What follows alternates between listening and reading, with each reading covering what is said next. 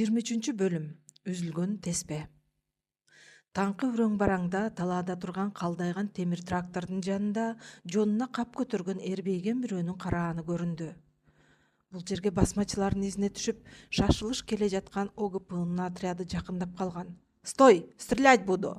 Аскерлердин ичинен биринчи болуп колуна мылтык алган Яндын чаңкылдаган үнү таңкы тынчтыкты бузуп жибергенсиди. Ал мылтыгын кезеп, тигини көздөй Машаны басууга даярданды. Караан селт этип, жонуна көтөргөн кабын таштап жиберди. Турган ордунан тап жылбай селейди. «Токто! Атпа!» Жоодар Янга буйрук берип, атын булкунта теминди. Анын курч көздөрү бул караандын жаш өспүрүм экенин дароо ажыратты. «Кимсиң? Бул жерде эмне кылып жүрөсүң?» деди анан өктөм үнү менен караанга жакындай. Бала корккондон калтырап, үнү араң чыкты. Мен тигил темир атка чөп алып келдим эле». Жоодар баштаган отряддын аскерлери бири-бирин карап, уккан кулактарына ишенбей туруп калышты. Ян мылтыгын дагы эле кезеп: «Товарищ Жоодар, не подходите. Это может быть лазутчик басмачей. Он выстрелит», деп эскертти. Жоодар оң колун көтөрүп, тынч дегендей белги берди. Ал атын ылдамдай бастырып, баланын жанына келип, жерде жаткан капты көрдү. Ичинен жыты буруксуган, былтыркы чабыктан калган чөп бар эле. Жоодардын тамагы буулуп, жүрөгү кысылды. Баланын бул байоолугуна же күлөрүн, же ыйлаарын билбеди. «Бачым, бери кел», деди Жоодар үнүн жумшартып. «Бул темир тулпар чөп жебейт. Буга май куят». Бала көздөрүн алайта таң кала карады. «Жолдош командир, элдин баары темир тулпар дешкенинен 2 күндөн бери ушул жерде кароосуз турат, ачка калбасын дедим эле». «Жок, ал ачка болбойт. Жаныма кел». Аңкыча отрядка жол көрсөтүүчү болуп келе жаткан Шаршембай атын бастырып алдыга чыгып баланын жүзүнө өңүлдү. Тааный калып кыйкырды. «Ой бучук, сен беле? Сен тигил Керимкулдун баласысыңбы?» Бала Шаршембайдын үнүн угуп бир аз жеңилдене түштү. «Салам алейкум, Шаршембай ата. Ооба, мен. Атаңы озурайын кысталак. Бул жерде эмне кылып жүрөсүң?» Шаршембай атынан түшүп, баланы колдон алды. «Ташта чөбүңдү бул жерге. Андан көрө айылдачы. Аман эсенби?» «Ооба, баары түгөл, аман эсенбиз», деди таңкы сыдырымга өшөгөн өспүрүм мурдун шуу тартып. «Бирок тиги...» Аны жабыла тиктеген кишилерден айбыга кекештене түштү. Жоодар атынан ыргып түшүп, баланын ийинен кармап, көздөрүнө тике карады. «Басмачылар качан келишти? Кайсы тарапка кетишти?» «Кечээ түн ичинде...» Бала колу менен айыл тарапка кол жаңсады. «Кампаны өрттөштү. Бердикке башкарманы, темир кожону, анан Зыйнакан эжени алып кетишти». Бир аздан кийин аскерлер баланын темир тулпарга чөп бергени келгенин түшүнүшкөндөн кийин баары унчукпай калышты. Ок чыгарууга даяр турган Ян да мылтыгын ийинине асып, башын чайкады. «Ну, трактор сеном кормить. Это ты лихо придумал, паренек». Жоодар унчукпады. Көк жонго басмачылар кол салганын угуп, алардын отряды түндө шашылыш жолго чыгышкан. Башчысы Сергей Иванов аны жылуу жумшак отургузуп койбой, чуу чыккан жердин баарына жөнөтүп жатат. Өткөндө сары изине чөп салып жүрүшүп, Карабай Паңсатты колго түшүрүштү. Эми басмачылардын кезектеги кол салуусу ушул тараптан чыкты. «Аттангыла», деп кыска буйрук берди ал, бир аздан кийин шашылып. Отряд болжогон жерге убагында жете барбаса болбойт. Эгер тыңчылар берген маалымат чын болсо, Миңсейит Эшен Капчыгайдагы үңкүрдө бекинип жатат. Асканын боорунда өскөн жапалак арчанын жанында ооз жагы кууш үңкүр бар эле. Бул үңкүргө оштогу чайканадан качып чыгып, бир канча кыштакта жашынып жүрүп, акыры кара башын калкалап, ушул жерге келип бекинген Миңсейит Эшен кыштап чыккан. Төмөн жакта анын жигиттери аттарын шиберге откоруп, жай гана отун жыйнап жүрүшкөн. Сайдын жээгине жакын өскөн чыгыр канактын түбүндө буту колу байланган, бети башы жанчылган Бердике жатты. Чымын чиркейлер бетине конуп, тирүүнүн тозогуна жаткан Бердикенин жанында колу буттары байланган хужум кыймылын үгүтчүсү Зыйнакан жана тракторчу Темиркожо тизелерин кучактап, баштары салбырайт. Үңкүрдүн төрүндө салынган талпакта отурган Миңсейит Эшен көзүн жумуп, колундагы теспесин тартып, сүкүт салууда. Анын жанында иниси Маат-Кабыл наганын бекем кармап, сырттан келген ар бир дабышты аңдып, шайма-шай отурат. Эшен чек арадан кайра Кашкар тарапка өтө албай, же кайра Ошко кире албай, эки ортодо калган. Артынан аңгычат чек ара отряды аны издеп жатышканын тыңчысы айтып келди. Эртерээк бир амалын таап, Кашкарга кайра качпаса болбойт. Ушул ойлорун ичине багып, мелтирип отурган Миңсейит жанынан жыгач кесеге тамак алып келген жигиттин үнүнөн селт этти. Өзөк жалгап алыңыз, азиретим. Жаңы эле бышырдым, деди тигил жигит калтыраган колу менен кесени сунуп жатып. Ачка, деп ойлоду аны көрүп, ичинен эшен.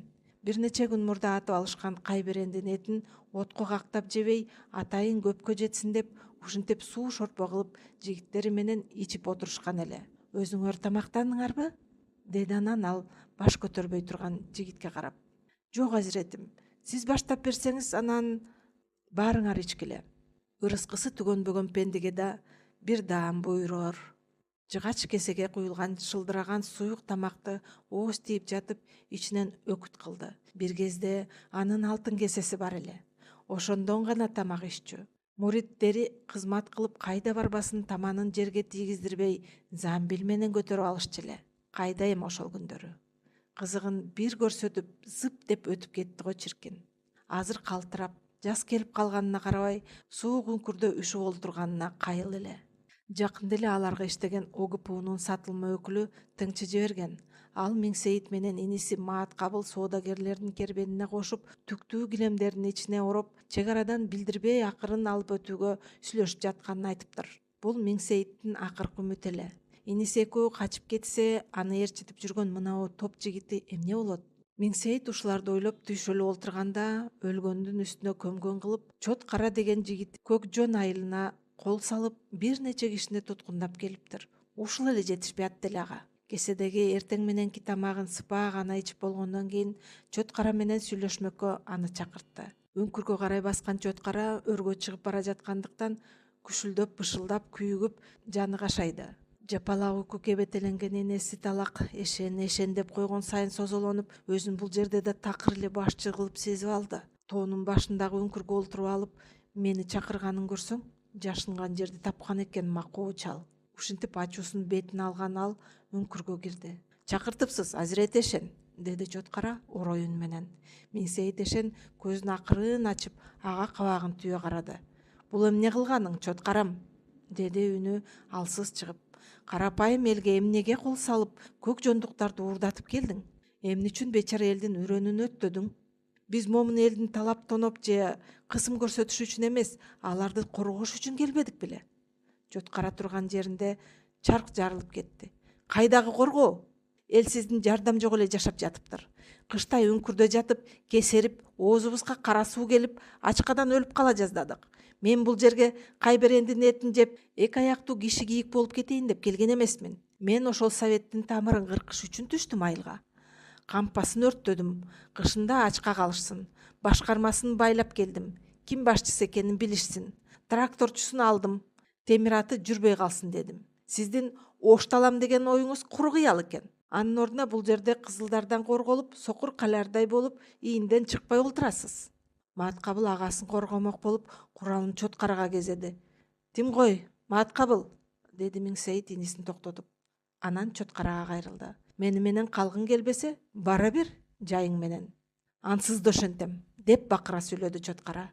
Сизди ээрчип жүрүп тоодо өлгүчө кызылдардын колуна түшүп бергеним жакшы. Ошо маалда эшендин колундагы теспеси же жиби эскирип калганбы, же кандайдыр бир сырдуу белги бердиби, айтор чырк этип үзүлүп кетти. Көгүштү колок чурурлар эми эле эшенин даамсызган дасторконун үстүнө батырап чачылды. Чот Кара артына карабай үңкүрдөн чыга жөнөдү. Атып таштайынбы ага? Деди ошо маалда Маткабыл анын артынан наганын кезеп. Биздин кайда экенибизди кызылдарга айтып койбосун. Тибе, кызылдарга кошулбасына көзүм жетет, деди эшен. Ага, Чот Кара каракчыга айланып бейкүнөө элди тонобосо эле болду бул жүрүшү менен. Миңсейит оор үшкүрдү. Буларды эмне кылабыз? Деди Чот Каранын жигиттеринин бири жерде жаткан бердикелерге карап. Эшенге таштайбыз.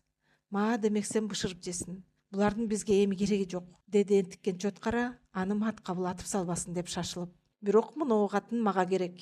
Ал колу таңылып, бүрүшүп отурган сыйнаканды чаңырткан бойдон ээрге арта салып, анан аттангыла деп өзүнө караштуу кишилерине буйрук берди. Он чактыдай жигитин ээрчитип ач калган бөрүдөй жулунган Чоткара Миңсейиттин жигиттеринен бөлүнүп Капчыгайды аралап өскөн караган шактарды аралап жүрүп кетти. Миңсейит жыгач кеседе турган тамакка көзү түштү. Маткабыл, деди ал акырын. Тигилерди бошот, өңкүргө алып кел. Ачка болуштуго кезерип. Даам таттырып анан кое бергиле. Аялды алып кет ага. Тыйбай койсоңуз бул дөпөрасты мээсин чачырата атып салат элем. Алыс узабай колго түшөт, деди Эшен бир нерсени туйгандай. Аны эч ким жайкын жүргүзүп койбойт. Кызылдар эле чекесинен сылап тосуп алат дейсиңби? Маткабыл агасынын сөзүн эки кылбай, сыртка чыгып Бердике менен Темир кожонун колун бошотту. Экөө эси ооп шалдырап, үңкүрдүн босогосунан эми гана аттанганда тарс деп ок атылды. Үңкүрдөн бир топ узап кеткен Чоткаранын жанындагы жигиттин бири атынан кулады. Кызылдар! Деп жигиттердин бирөө жан талаша кыйкырды. Атышуу башталып кетти. Жоодар баштаган отряд Капчыгайдын эки тарабынан курчоого алып, ок жаадырып киришти. Чоткара качып кутулуу үчүн өз адамдарын окко калкан кылып таштап, эргөн өрүп келе жаткан Зыйнаканды түртүп, шар аккан суунун жээгин бойлото атын алкынтып качып жөнөдү. Бирок ал качууга үлгөргөн жок. Асмандан Чоткара мурда эч качан укпаган гүвүлдөгөн добуш угулду. Күндүн нуруна чагылышкан күмүш канаттарын жайган темир куштар пайда болду. Алар аскалардын чокусунан аралай Капчыгайдын ичине шукшурулуп кирип келишти. Тобо, бул эмне ушундук? Акыр заман келди, деди калтыраган Чоткара атын чаап баратып. Эшендин жигиттери жашынган Капчыгайдын ичинен аэропландардын пулеметторунан атылган октор мөндүрдөй жаап, бүтүндөй Капчыгай дүңгүрөп чыкты. Миңсейит үңкүрдүн тереңинде унчукпай гана сүкүт салып отурду. Ажалы жакындаганын сезди. Теспеси жөн жерден үзүлүп кеткен жок. Бул темир канаттуу куштардын атылган октор үңкүрдүн оозуна жакын жерге тийип, таштарды быркыраткан сайын ал нес болуп калгандай отура берди. Анын кулагына өзүнүн жигиттеринин жан талашкан кыйкырыктары да, пулеметтин татыраган үнү да угулбай калды. Болгону дасторкон үстүндө чачылып жаткан көгүш шурулардын тиктеп, кеч баарына кеч болду деп күбөрөдү.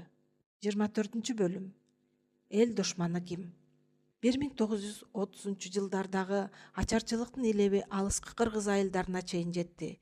Эл акыркы ун талканын үнөмдөп, уйлар тууса акка жетип калабызбы деп күтүп жаткан маал эле. Үстү кебек болгон, көк чаңгыл тарткан кара жарманы жуткан сагалы кызуу башталган кош байдоо өнөктүгүнө жөнөп жаткан. Сыртка чыга бергенде эле кошунасы Жоошбайдын жан талаша бакырган үнүн укту. Жардамга, куткара көргүлө, деп кыйкырды ал. Анан эле бирөө оозун баса калгандай тым-тырс болуп калды. Бул эмнеси? Деп сагалы кошунасынын үйүн көздөй чуркап барып, таң каларлык көрүнүшкө күбө болду. Коронун дал ортосунда, колуна жер төшөгүн кармап, күйөөсүнүн астына басып алып, думук туруп жаткан Бурмашты көрдү. Ай келин, токто, күйөөңдү өлтүрүп аласың. Сагалы чуркап барып, Бурмашты колунан тартты. Бурмашты колунан тартып, Жоошбайды бошотууга аракет кылды. Бирок Бурмаштын чулуудай бекем денесине алы жетпей тыртактады.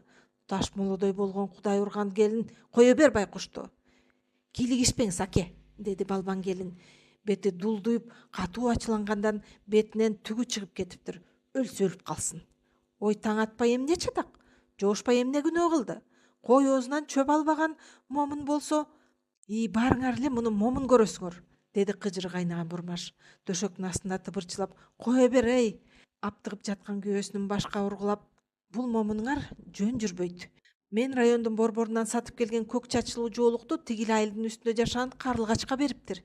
Эмнеге? Ага үйлөнөтмиш. Мени төрөбөйсүң деп атат. О, Кудай аткырлар, ошол да кеп болчубу? Деди сагалы эмне дээрин билбей. Сиз дагы аны жактап чыгасыз да, Обого шыйпаң үйүр, кыйшакка жыртак үйүр. Ошол Карлыгачына үйлөнүп алсын мага десе. Мен кеттим, ажырашам. Бурмаш ызасына чыдабай, Жоошбайды таштап салып, үйүнө жулкуна кирип кетти. Сагалы Жоошбайдын үстүнөн төшөктү ачты. Байкуш алысырап калыптыр. Өлө албаган жаның өлөң айтыпсың да, жигит. Бурмаштан коркпой, кантип белек берип жүрөсүң? Мына эме кетем деп жатат. Кетсе кете берсин, деди абаны аптыга жуткан Жоошбай. Кетип кайда бармак эле? Ушу маалда сыйга кичүү жашыл тукаба кемселин жонуна салып, түйүнчөгүн колуна алып, үйдөн чыккан Бурмаш кепичин тээп кийип, булкуна басып жөнөп калды. Сагалы аны токтотууга аракет кылды. Ой келин токто. Ачуу душман акылдос. Ойлонуп иш кылалы. Дал ошол учурда алардын короосуна кайыш сумка асынган орто бойлуу кара тору бир киши. Анын жанында тегерек көз айнегин мурдуна кондурган Канымет башкарма жана катчы болуп жаңы эле ишке кирген мурдагы башкарма Оторбай үчөө бастырып келип калышты. Ай, жоошпай, деди Канымет аттан түшүп жатып. Салыкты эмнеге төкпөй жүрөсүң? Кайсы салык? Бурмаш түйүнчөгүн кое коюп кызга сурады. Тиги кара тору киши болжолу райондон келген салык чоңдөнөт. Кайыш сумкасынын бир барак кагазды алып чыгып Бурмашка сунду. Келин б деп тамгалап окуй албай туруп калды. Эй, былжырабай мага берчи. Сабатың ачылган эмес беле? Деп тиги киши аны жемелей карап, кагазды кайра алып, үнүн бийик чыгарып окуду. Сарыбаев Жоошбайга салыктын эсеби: айыл чарба салыгы 40 рубль, өз алдынча салык 20 рубль, камсыздандыруу салыгы 80 рубль, тракторлор үчүн салык 50 рубль. Шайлоо укугунан ажыратылган Сарыбай молдонун үй бүлөсү болгон үчүн 54 рубль, айрыпландарга 5 рубль, облигацияларга 70 рубль, туяк пулга 140 рубль, токойчуга 140 рубль, айып пул 140 рубль, боз ий тигүү үчүн 12 рубль, жайлоо үчүн 80 рубль, бардыгы болуп 831 рубль төлөйсүз. Анан дан даярдоо планы боюнча 70 пут буудай өткөрүшүңөр керек. Бурмаш турган ордунда селейип калды. Эмелекке кетем дегенин да унутуп калгандай: ой короодо үрүп чыгаар итибиз жок, муну кантип төлөйбүз? Деп кыйкырып жиберди ал. Каныбет кагазды алып карап, кабагы түйүлдү. Сагалынын жанына басып келди. Сагал аке, бул чынында эле өтө көп экен. Элди мынчалык кысууга болбойт да. Мен муну мындай калтырбайм. Районго барып элдин абалын түшүндүрөм, деди Канымет акырын. Муну уккан Оторбай ичинен кымылдап, өзүңө оор казып алдың Канымет деп кубанды. Кечинде үйүнө барып, кагаз калемин алып, чырактын жарыгына салып, башкарма Канымет Садыков салык төлөтпөй, элди мамлекетке каршы үгүттөп жатат. Мурдагы бай манаптардын калдыгын, молдолордун тукумун калкалап, советтик саясатка ачыктан ачык бут тосууда деп аны жамандап, Чубалжыта тоголого арыз жазды. Өзү шылтоо табып, арызын бермекке эртеси районго аттанды. Бүгүн кечинде Канымет бутун тарта албай үйүнө чарчап келди. Кош айдоо кызы жүрүп жатат. Колхоздун ар бир түйшүгү мойнунда. Аны колу буту карышып, ат үстүндө жүрө берип бели катып калды. Ар бир күн, ар бир саат эсептелүү болчу. Гүлсүн, бир аяк жармай берчи, өзөгүм үзүлүп баратат, деди ал өтүгүн чечип жатып. Келин өңү кубарып, көздөрү чуңурөйүп кирип келген күйөөсүнүн кебетесин көрүп, зээни кейди. Канымет, өзүңдү мынчалык кыйнабасаң боло. Эл ачка калбасын деп жатам, Гүлсүн. Эгер азыр үрөөндү сээп албасак, күзүндө ачарчылык баарыбызды кырат. Канымет жарман ичип жатып, терезени карады. Анан Гүлсүн дасторкон жайды. Канымет улуу уулу 7 жашар эркинди башынан сылап, анан 5 жашар Азатты тизесине отургузуп, колундагы кичинекей кызын жыттап эркелетип жатты. Анын оюнда эртең районго барып, Бурмаштай болгон адамдардын салык жүгүн, деги эле бүтүндөй айылдын жашоочуларынын абалын айтып, адилеттик суроо эле. Бирок таңга жуук ити ичип жеп үрүп калды. Короого опур-топур болуп атчандар келишти. Алардын бири эшигин катуу каккылады. Канымет эч нерседен капарсыз, жалаң көйнөк, дамбалчан каалган ачты. ОГПнын кийимин кийген 2 киши туруптур. Дагы экөө короодо аттан түшпөй турат. Каныбет Садыков, сиз ОГПнын буйругу менен камакка алындыңыз, деди анан бир орой үн менен. Кандайча, бул бир түшүнбөстүк, деди дел болгон Канымет. Аны тиешелүү жерден текшерип алабыз. Азыр биз менен жүрүңүз. Каныметтин колуна муздак темир кишен шырт эте салынды. Урматтуу угарман, сиз Гүлнура Жумалиеванын Алча гүлдөгөн түндө чыгармасын уктуңуз. Окуган Айгүл Мырзабек кызы. Кийинки бөлүмдөрдө Жайнагүлдүн Зияштан баш тартышы, Галиянын Фрунзеге келиши жана башка көптөгөн кызыктуу окуялар баяндалат. Кадырман окуарман, чыгарманы жакса лайк басып пикир калтырыңыз, каналга катталыңыз. Сиздин колдооңуз каналдын өсүшүнө жана жаңы бөлүмдөрдүн тез чыгышына шарт түзөт. Биз менен болгонуңуз үчүн чоң рахмат.